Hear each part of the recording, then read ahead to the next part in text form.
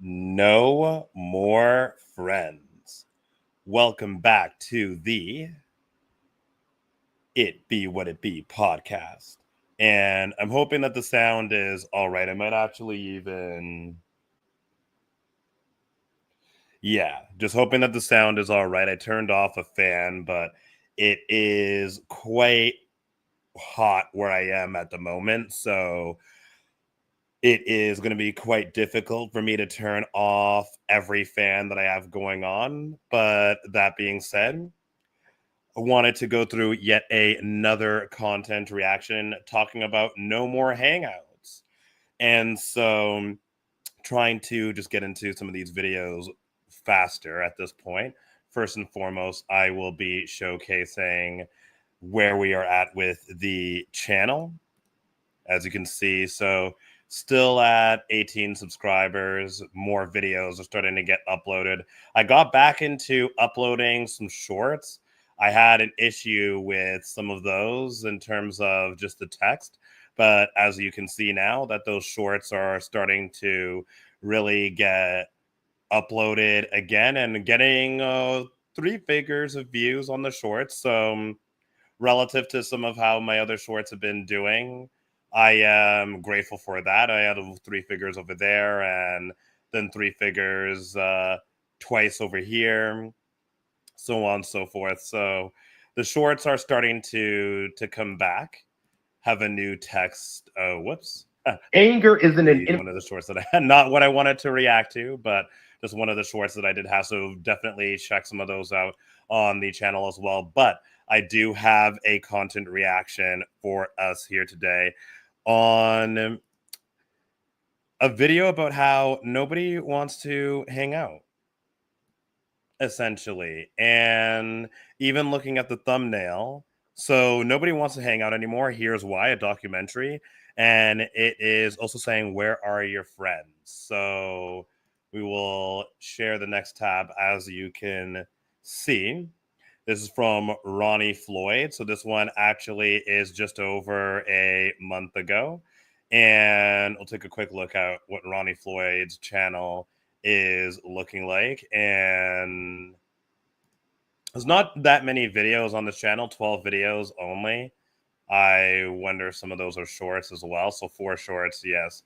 Where are your friends, for example, and then just some other videos there. I haven't watched any of the other videos. I would be interested in watching the Spider-Verse one, but that being said, we are here to talk about where are your friends, and so let's see what he has to say. Of course, advertisement. This is a low-budget channel as of right now.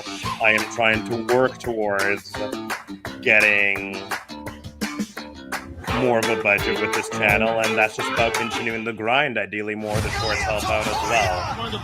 So, unfortunately, there's going to be a couple of ads here, but with that being ideally out of the way, we can hear what he has to say. People today are lonelier than ever, and it's not just about being single, shy, or introverted. Sure, those things play a part, but they don't explain why so many people, across all ages and backgrounds, are quietly struggling with the same feeling. Because it's not just individuals, it's the entire culture that's shifted. We've replaced conversations with texts, replaced community with curated time. I'll add some more before we continue. So I like how he was talking about either being introverted or shy or single. Now, certainly, I would say that I am one of those 3, which would be single, but I would not consider myself to be introverted or shy. It's just that, however, I think that there's a lot more that he's going to be going into, and I don't really like the idea of blaming it on technology and phones. I frankly think that that's a cop-out. Some people would say it's normal, it's not your fault, it's the technology. As hot of a take as this might be, and as much as this may offend people, I do think that there's a certain level of discipline that ought to be taken into consideration as well. I don't want to use the technology as an infinite excuse. Yeah, we do have our phones, and so what? You don't have to be on them. if people were actually willing to value more going and being in the presence of others, then that would be better. In terms of than hanging out more with other people. I think that the phones are a tool, and the technology and the distractions and all of that, I believe those to be tools, and that it is possible to overcome them. So I don't necessarily like excusing people generally not hanging out anymore as a technological issue that we are so compelled to, as if we can't help but look at what the next TikTok or Instagram post or reel is going to be, what have you. I am not a proponent of that.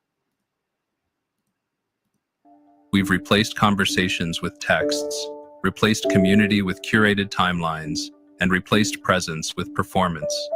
People scroll through endless content, surrounded by noise, yet feel like no one really sees them. It's not that we don't want connection, it's that somewhere along the way, we stopped prioritizing it.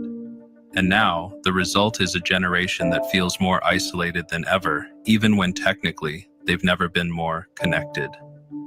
And that's just what it is. I definitely do think that it is possible to have some discipline. We are more connected. I do believe that the technology is a net positive. Being able to have the ability to broadcast and to not necessarily need a media conglomerate to back the message, having more freedom of the speech, even though YouTube does have its own code of conduct, and so there's only so much freedom of speech that's available on this platform among YouTube, Twitch, and so on and so forth.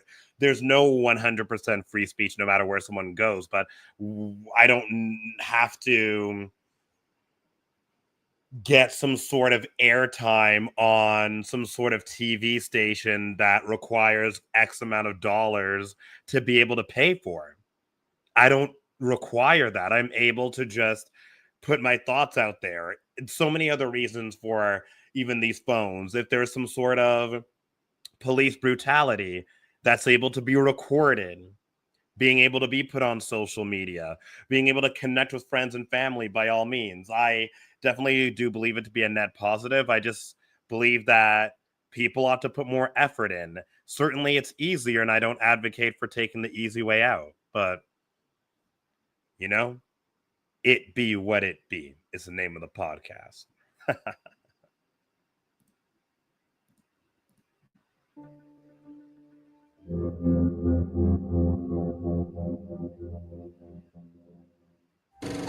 Hi, I'm Ronnie Floyd. If you enjoyed this documentary, please like and subscribe. It really helps me keep making content like this. I love creating documentaries, and your support makes it possible. And feel free to leave a comment if there's a topic you'd like me to explore.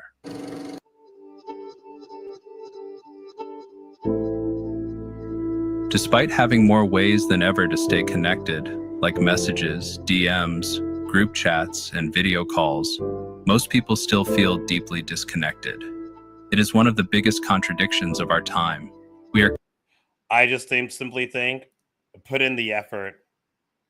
Simply put in the effort, frankly. But there's more, of course, so to your mouth. Constantly in contact, but barely in touch. People reply with emojis, I like that. We're constantly in contact, but we're barely in touch. It's the biggest contradiction of our time. I really like that a lot. Short messages, and scroll through each other's lives without actually being part of them. It creates the illusion of closeness while removing the need for real effort. Instead of phone calls or conversations, people settle for likes and views. It feels like keeping in touch, but there is no real presence. Over time, the habit becomes normal. People start to believe this is just how things are. It's just the norm these days. I think that that's pretty ridiculous, as harsh as the rhetoric would sound. I do think that that's really ridiculous. I basically made my argument before that I really do think that it could just stop at being a tool, essentially, that it doesn't have to take over our lives. But anyways. But deep down, many still feel something missing, because no amount of reacting to stories can replace what it means to be seen, heard, and understood by someone in real life. A lot of people are holding out for the perfect connection. They want deep, instant friendships with people who just get them, the kind of relationships where nothing feels forced and everything just clicks. But while waiting for that, they often miss out on the people already around them. Maybe a coworker, a neighbor, or someone they talk to casually could become a real friend, but they don't give it the chance. Because So one of the parts there about a coworker and a neighbor, I find that to be very difficult to be close friends with a coworker or a neighbor. I think that this is actually very interesting in terms of the neighbor part, but as far as the coworker goes, I find it very difficult to be close friends with a coworker because if it doesn't go well, then you're there with that coworker. Don't defecate where you consume, right? There is a simpler way of saying that, but I am trying to not get not to violate the linguistic expectations of YouTube as of right now. Anyway, so that being said, so as far as work goes, I just believe that to be that. If it doesn't work out, pun not intended, but I like it, then it doesn't work out. And now you're at work with this person who it didn't work out with. Similarly with dating someone at work at the same time. Now, that being said, so when it comes to neighbors, I find it pretty interesting, and this goes so much deeper, but I'm not going to try to go too deep into it here. But it's essentially that the whole idea of how people ought generally may think the same if they were in the same community and if it wasn't for social media, because with social media then it makes it a lot easier to quote find your people unquote, and so therefore then to not really be thinking the same as the other people that are around you per se, and that there isn't necessarily going to be this collective ideology that is as strongly developed because of the lack there of social media. Social media really allows people to find other people who may be closer in ideology to them that may not necessarily be in their immediate vicinity in their local area. That being said, I also do think that there are cons to developing friendships in one's own neighborhood. Again, devouring, doing, committing flatulence where you devour. Pretty much, like that. That is defecating where you consume. That sort of idea that if it doesn't go well, then it's your neighbor. It didn't work out. And this person's in your immediate area, seeing this person over and over again after having this disagreement that is so irreconcilable based off of just trying to be oneself. I don't necessarily know if I'm necessarily going to like my neighbors or my coworkers. I don't know. Right? I don't know. So I find that to be, I believe that there ought to be other means to trying to develop friends. And I think that there can be, but let's hear more of what it is that the video has to say. because it isn't perfect, and it isn't effortless. And that expectation makes it easy to overlook the slow, sometimes awkward process of building something real. People are chasing the highlight reel version of connection instead of the everyday reality. They want a best friend without the small talk, the hangouts, the time it takes.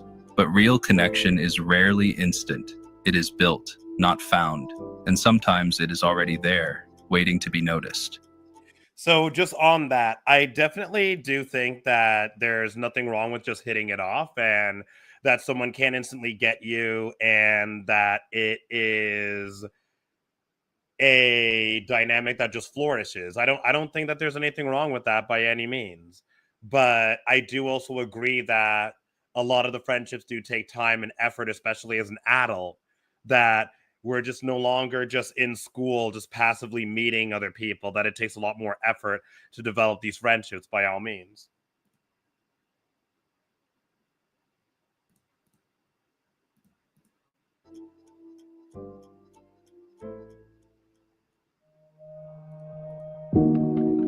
While some people wait for the perfect connection, others are doing the opposite by cutting ties too quickly. In the name of self-care and protecting their peace, many are ending relationships at the first sign of discomfort. Boundaries are important, but they are being confused with avoidance. Not every friendship will be effortless or drama. So I like that as well. In the face of the first adversity or conflict, that there's a number of people that are cutting off friendships way too quickly, and then for the sake of self-care, protecting their peace. And I also do think that boundaries are very important, but I also do think that what some people's boundaries or deal breakers are quite low and quite not that big of a deal. I don't fully respect all of everyone's deal breakers necessarily. I think that there's also a lot of people who don't even try to talk about the problems that they have. And as much as some people don't really like the what I'm about to say, I do believe that relationships are transactional and that they involve some sort of exchange. Relationships in the broader sense, not necessarily just intimate relationships, but the family, friendships, colleagues, and intimate relationships, the four different pillars of relationships. I do believe that they are transactional and that they involve some sort of exchange. And so it is essentially about negotiating and making a deal. Do I like your sense of humor? How often do we want to meet up? What is it that we want to do when we're hanging out with each other? So on and so forth. Do we want to go to the movies? When can I see this person? How often? Do we want to have a drink? Do we not want to have a drink? Perhaps I don't like it that the other person drinks, so on and so forth. Who are we? Where are we going to meet? Am I always going to be coming over to where you are? Are you going to be coming over to where I am? Right? Yeah, sense of humor among other factors. Do you possess characteristics that I even like? What are your positions on certain politics or religion, or do you have certain behaviors, the ways that someone makes decisions? I certainly don't necessarily like someone who has full opinions with half the information, but at the same time, I don't like experienced zealots where someone's automatically wrong because of an experience difference. Free. But instead of working through the messiness, people block, unfollow, or distance themselves without ever saying why. Over time, social circles shrink, and the energy once spent on maintaining friendships gets redirected into solitude. The problem is that most people are not building new connections to replace the ones they removed. They are pruning without planting. Eventually, they look around and realize no one is left. I like that line as well. They are pruning without planting. Absolutely. And yeah, that people are not willing to try to work through the relationship in general. That generally, if anything, people may just leave, block, and then they even ghost, or they ask for a reason and then there's no reason that's given. It's just, oh no, there's no problems. There's no problems. I'm just busy. I'm just busy. So It was never just about having boundaries. It became about avoiding vulnerability altogether. Another reason people feel disconnected is the growing pressure to always be productive. In a culture that values hustle, optimization, and constant self-improvement, time spent socializing can feel like time wasted. Rest is often seen as lazy. Hanging out with friends can feel like a distraction from goals. Even hobbies are expected to become side hustles. Over time, people begin to measure their worth by output, not relationships. They trade human connection for efficiency. and just on that, I definitely do think that rest is necessary. So, say for example, oh, sleep is for the weak. Well, sleep is the most effective performance, and sleep is the most effective legal performance enhancing drug. In other words, if someone's not getting a good sleep, you're not really going to be able to keep up and perform the next day. That person that one is not really able to do that if they're not getting a good sleep. So I also do think that there is recharging the battery, there is unwinding, there is effing around. I absolutely do believe that there's that as well. But however, people generally it can be possible to be burnt out from work. For example, going to work a job and then all of a sudden burnt out, right? Just so exhausted and tired after work to be able to try to do much more. And then it can feel, I would say that hanging out is not necessarily chilling, depending on what the hangout is. Some people are just smoking some reefer and they are just not really doing much of anything else at all. Sure, in that case, that and they're just watching a movie or what have you, watching a TV series or whatever. They're hanging out, they're just chilling, they're just doing nothing. Okay, fine. Fine. But, right? I also do think that there is a lot of there's a lot of energy that goes into socializing as well. And there's been some times where I've come home from work, I didn't want to socialize. I was living with roommates, and I just wanted to go in and just go straight to my room and just watch YouTube, watch a movie, watch my show, whatever it may be. I've done that plenty of times because I just didn't want to socialize immediately after work. So, especially with the type of job that I had, but that's another story. So, And slowly, they stop making time for others altogether. Friendships become background noise to the grind. Invitations get ignored. Calls go unanswered. The idea of spending a few hours doing nothing with someone feels selfish, when in reality, it is necessary. People were not meant to function like machines. But the more life becomes about doing and producing, the more connection starts to feel optional instead of essential. Beyond culture and technology, many people are shaped. yeah, so that socializing starts to feel more optional rather than necessary and compulsory. And I really do think so. Apparently there is, let's actually take a look at this, that the impact of loneliness is that there's a health related, no way. No. Oops, I did it again.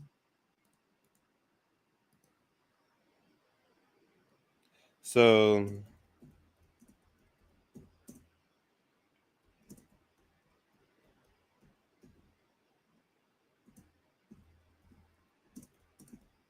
I'm not narrating because I don't want it to say yes.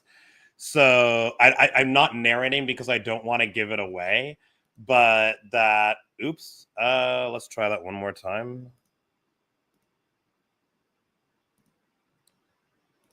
And yep, there we go. There we are. Yes. So loneliness has similar negative impacts on health as smoking up to 15 cigarettes a day. Lacking social connection can increase the risk of premature death as much as smoking up to 15 cigarettes a day. I won't go into all of this, but I've heard of this statistic before. Relatively new, loneliness is bad for you, as smoking research shows. Comparable to smoking up to 15 cigarettes a day. Just in 2023, couple of years back, right? So, By what they saw growing up. Beyond culture and technology, many people are shaped by what they saw growing up. For those who never witnessed healthy, lasting adult friendships, building their own can feel unfamiliar or even impossible. If parents or role I think that's fair. models didn't prioritize friendships, didn't talk openly, or only kept surface-level connections, that often becomes the blueprint. People grow up thinking friendships are supposed to fade or that adulthood means going it alone. They may crave connection, but have no real idea how to maintain it. Conflict feels threatening. Vulnerability feels unsafe. Consistency feels like work. Without examples of how adults support one another, show up, and work through tension, many default to isolation or transactional relationships. It is not about lacking desire to. So, like I said, I do believe that all relationships are transactional. I don't even think that that's bad. That I may have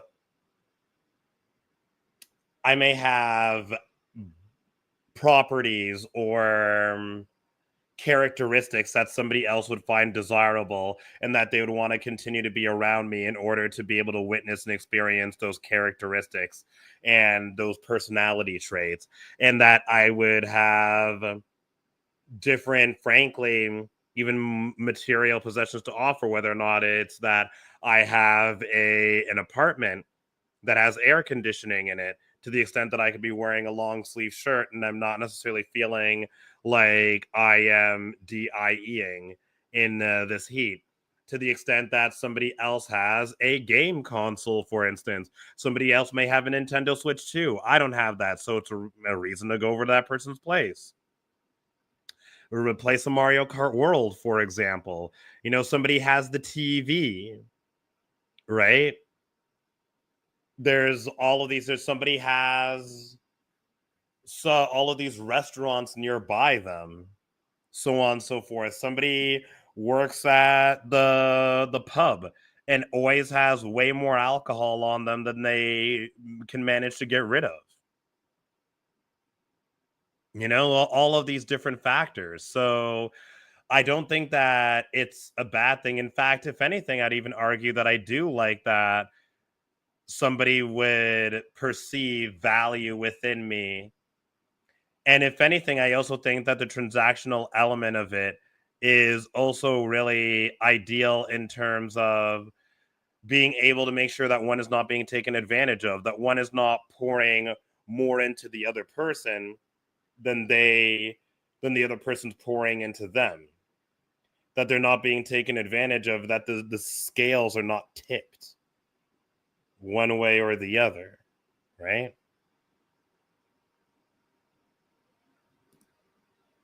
But I do like the whole having an example of it. To connect. It is about lacking the tools. And without those tools, even the most well-meaning efforts can fall apart before they begin. For a lot of people, loneliness isn't caused by a lack of connection, but by the kind they're told to value most. Romantic relationships are often treated as the ultimate goal, the one connection that matters above all others. As a result, friendships and community tend to get pushed aside. People chase love, thinking it will solve everything, while letting platonic relationships fade into the background. When someone is single, they might feel like something is missing, even if they have close friends. And when they're Yeah. I'll chime in there. I really liked what he's talking about here in terms of. I've heard some people say that all one needs is their partner and that's it. Some people, I've actually seen the way that they operate, that the extent of their socializing just goes as far as their partner and that's it. And that there's no more socializing beyond that.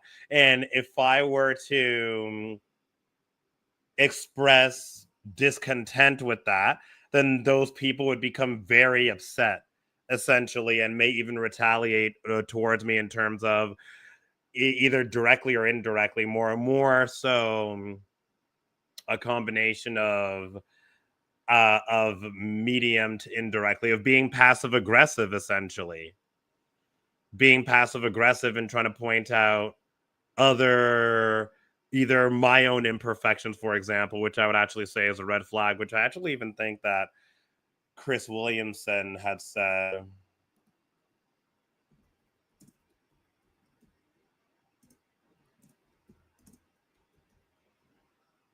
Okay, well, here we go. I need to do better at getting my cursor over. But in any case,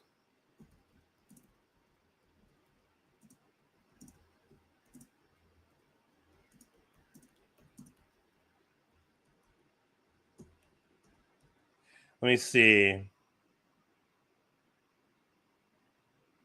Yes.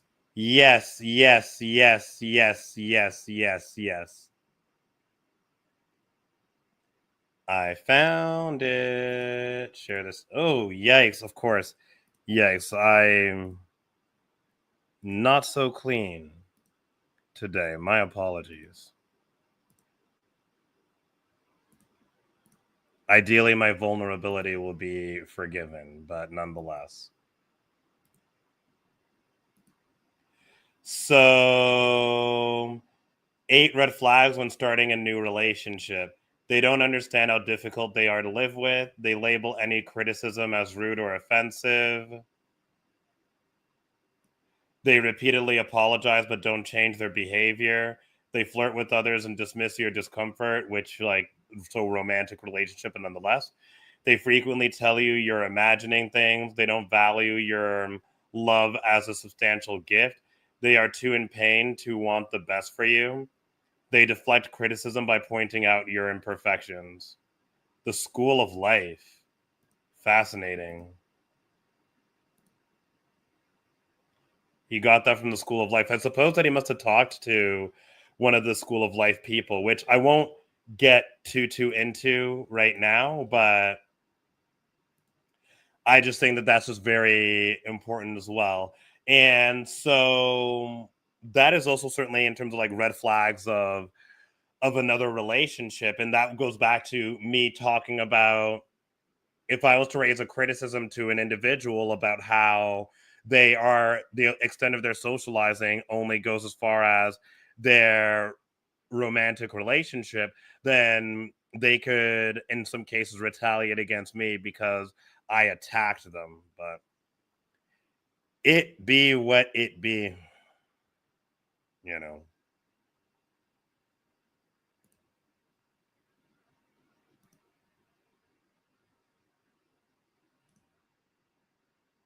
Yep, here we go. They're in a relationship, it's common to pull away from everyone else without even realizing it. This mindset creates pressure and unrealistic expectations. It turns one person into an entire support system. But connection isn't meant to rest on one relationship alone. Real belonging comes from having multiple kinds of bonds, not just one that fits a romantic ideal. Yep.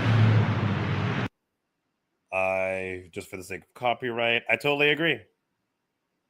I just totally agree with that part. It's not just all anchored on one person.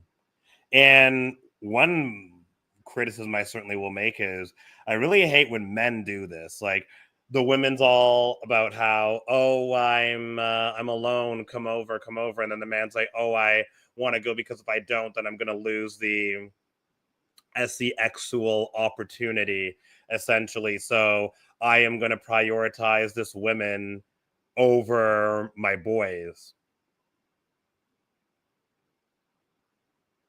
It be what it be.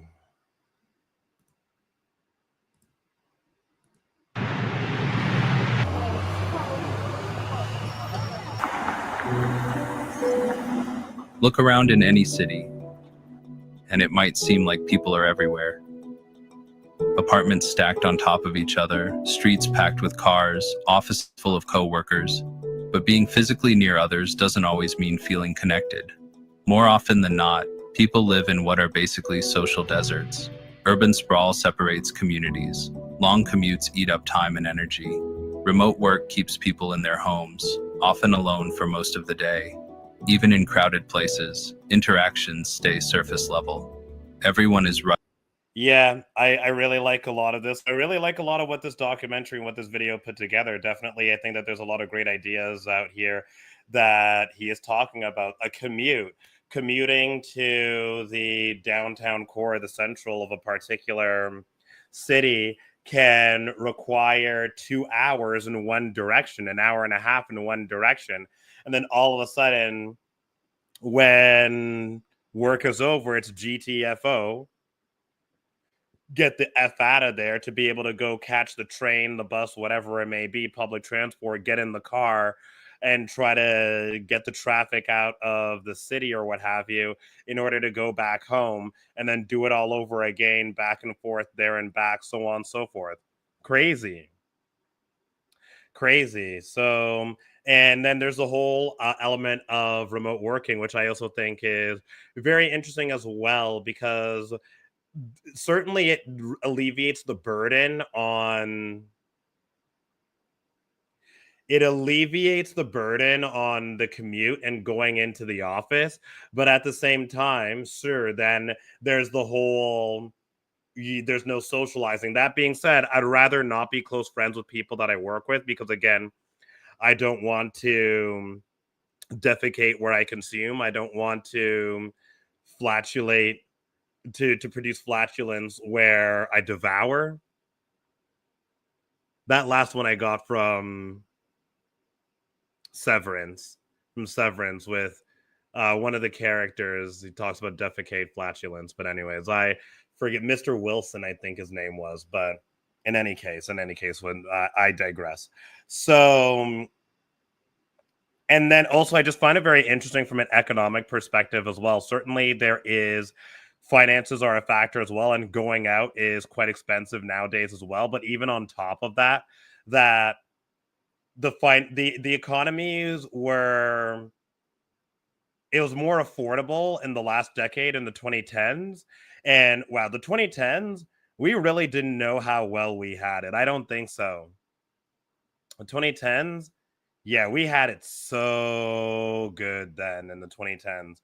This decade, yikes. 2024 for me was definitely a what the F happened. I kind of know, but anywho. So all I'm just saying is that the remote work being relatively new, but that's not the case for everyone. And then it's also difficult. Like, people have to compete for jobs with everyone else in your country. Anyways. Rushing, glued to a screen, or keeping to themselves. There are fewer chances to bump into someone, to talk, to build trust over time. It's not that people don't want connection. The structure of their day-to-day lives just doesn't leave much room for it. And the longer this goes on, the more isolated people feel, even while surrounded by others. In the past, Even just with that, even just on that, the amount of people that I know who essentially just put their time into dating and making money. And that was the extent of social interaction for them. So working, dating, hustling, that was it. Just dating and making money, and that's it.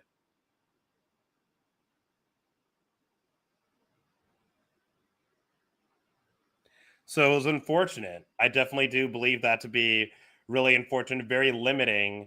And again, then that type of conversation would be very stressful for some people to navigate, which I think is, again, really unfortunate. But as I like to say, it be what it be. It's the name of the podcast. It just be what it be. If it be what it be, it just really be what it be. And anyhow.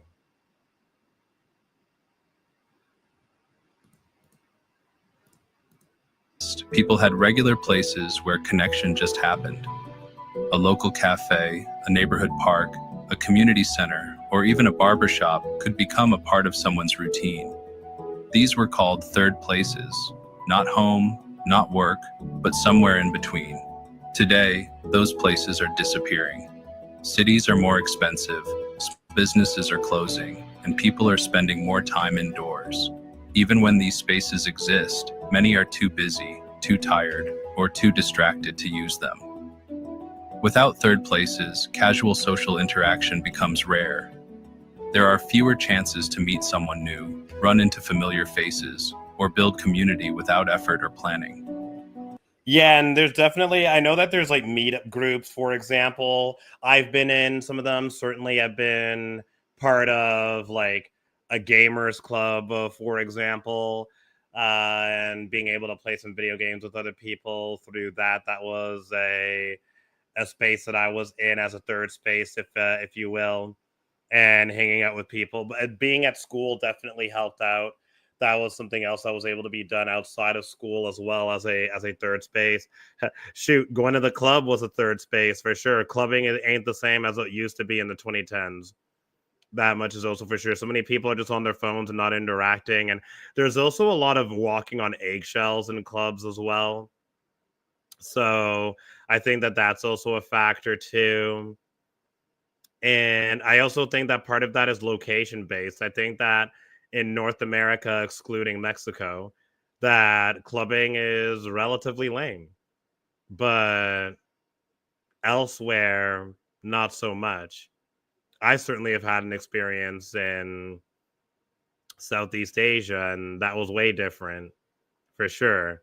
And part of the reason why I'd love to be a nomad so that I'm able to work remotely, go other places, still be able to create content, for example, and be able to have a different type of lifestyle in a place that I think would be more in alignment with my values. Because I've already talked about some of how I don't really like the indirectness of the society, of the Western society that I'm in. So, that being said, Everything has to be scheduled. Everything feels like an event. But real connection often starts in the in-between moment. I don't really mind that it has to be scheduled. It just with the whole, I think that that could just be very organized. I know that there's a lot of people who like it to be organic, if you will. I would prefer that it's organized, but that's one thing. What else is there? That he was also mentioning, yeah, just casually bumping into people. I don't know. In the experience that I have, generally speaking, there's a bit of an F off mentality. There's a bit of a why is a stranger talking to me mentality. So I like what he said about being in like social deserts or like urban deserts. I like a lot of what he was saying there too, but nonetheless. Without a place for those moments to happen, people are left feeling unrooted and alone. Modern technology didn't just change how people communicate, it changed how they behave in social situations altogether. The rise of smartphones has made it easier to avoid discomfort, silence, or boredom by simply looking down. What used to be a moment to make small talk, ask a Oh question, wow. or strike up conversation is now filled with scrolling. Over time, I'll replay everything feels like an event, but real connection often starts in the in-between moments. Without a place for those moments to happen, people are left feeling unrooted and alone. Modern technology didn't just change how people communicate, it changed how they behave in social situations altogether.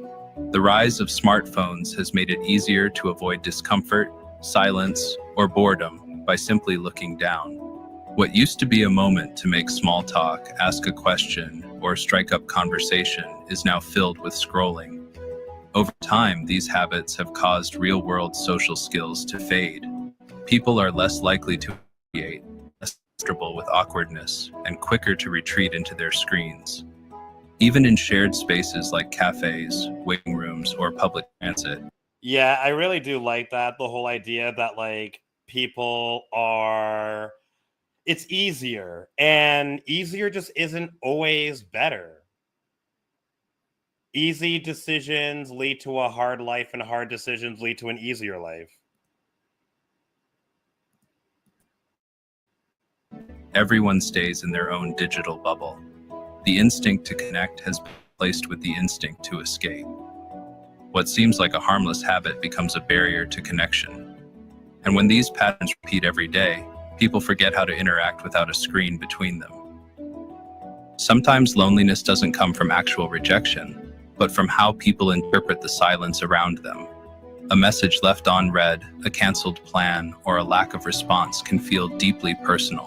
It's easy to Well, but it can be in that regard, right? That there are people who they do ghost. There are people who they do block. They do not reply. You're not a priority in that regard, or you're not that important to them. Like that does happen. It does happen. So I do definitely think that there are problems in that regard.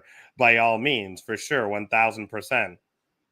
So I don't think that it's completely 100. Like I don't think that it's completely impersonal. Some people don't want to hang out, they ghost, and then they say that there's no problems, and then they just don't read your messages or what have you, and they don't reply to you or what have you, so on and so forth. Those are ways that people avoid, and those are the mediums that is the message of communication, that the absence of an answer is the answer, even though the absence of no answer is also no answer. Anyways. To assume others are uninterested or intentionally distant, but often that's not the case. Many people are simply overwhelmed, distracted, or struggling with their own insecurities. They might want to reach out but don't know how. They might be waiting for someone else to make the first move. In a world where most communication is short, digital, and filtered, it's easy to misread signals. A slow reply feels like avoidance. A quiet friend group feels like exclusion. But most of the time, everyone is just doing their best to get through the day. Misunderstandings pile up, and instead of talking about it, people pull away, reinforcing the very loneliness they're trying to escape. I just don't necessarily agree with that last point, essentially. Not necessarily. That, as I reiterated, there are people who do pull away, and they pulled away. And then you keep on responding, or maybe you're double, triple, quadruple texting, and this person's like, don't you just get it? Don't you just get it? And some of them outright lie to you. They lie to you, right? Oh no, there's no problems. There's no problems. But anyways.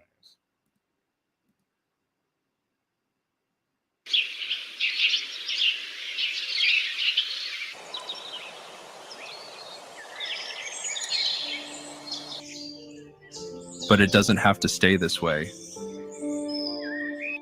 Loneliness might feel like a permanent condition, but it isn't. Most people are just waiting for someone else to reach out, to make the first move, to break the silence. That someone can be you. Start small.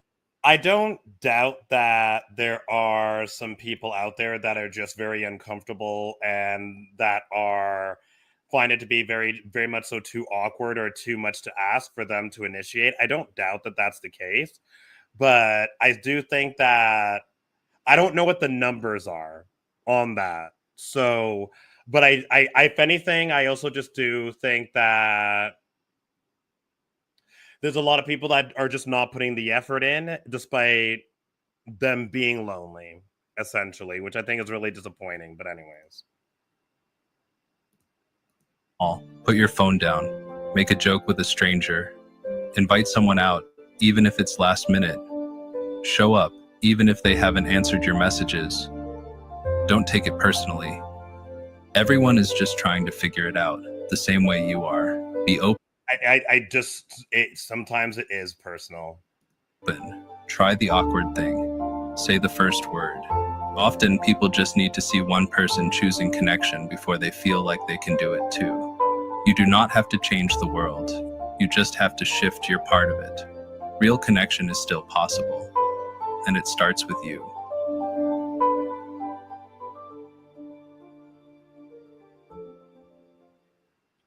This is your brain when you're struggling to focus. One other video that I do want to bring up, so I'm going to see if I can find it. And certainly I'll also show this on the YouTube channel over here, that I will give this one a like. And even just documentary and all of that, you're not crazy, you're not broken. There's a bit there. Loneliest times in modern history, no one's really talking about it. Some people are, but anyways. Then we can even see F people, but nonetheless. So this still blows my mind how bad everything sucks now. There's nothing to look forward to anymore. No community, no real connections. Everything is overpriced. Everyone is greedy. Friends aren't friends. Just people you know. My God, took me back to the 80s and 90s. After how people treated each other during the pandemic, I don't trust a soul. Social media has made people more self-absorbed and narcissistic, that they expect more out of a friendship relationship than they're willing to give. Divided society is easier to control. I agree. And this is exactly why I got off social media. Everyone treats me like I'm the disconnected one. Lol. People are usually concerned with themselves. If you want to talk with someone, you need to be willing to listen. It takes a lot of energy. They were never your friends. They were just looking to use you. Yeah. The older I get, the more I get utterly annoyed by endless uninteresting blabbering of people around me. The real reason is a decline in trust. I'd agree. Not that it's like the real, like the exclusive reason, but nonetheless. I don't want any friends because I don't want to be used and I just don't trust people. I think that's really fair. I like that as well. So on and so forth. So let me see if I can find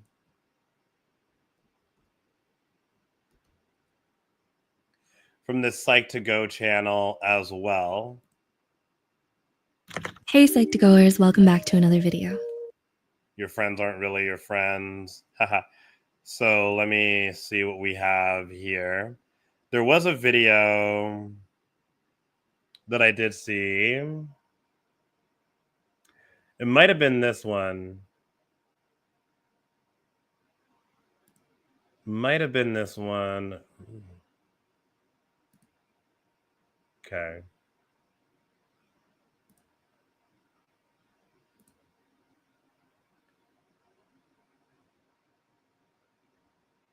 It might have been, but I think I'm going to actually prepare for that more. Yeah. There was another video here, but I think I'm actually going to prepare for that more. And now I don't want to completely. And I like their cover over here. I don't want to completely go off the rails. I might take a look at that another time, but nonetheless, so thank you for taking part in this episode of the It Be What It Be podcast. No More Hangouts, another content reaction. We definitely do have some of the different socials, so make sure to take a look at that over here. And I have a number of other videos on my live streams, on my playlist to try to cover. And that there's also just going to be, in general, there we go, more of an effort to go back to some of the basics and the fundamentals and talking about the logical fallacies as well. But with that being said, it be what it be. Thank you very much and take care.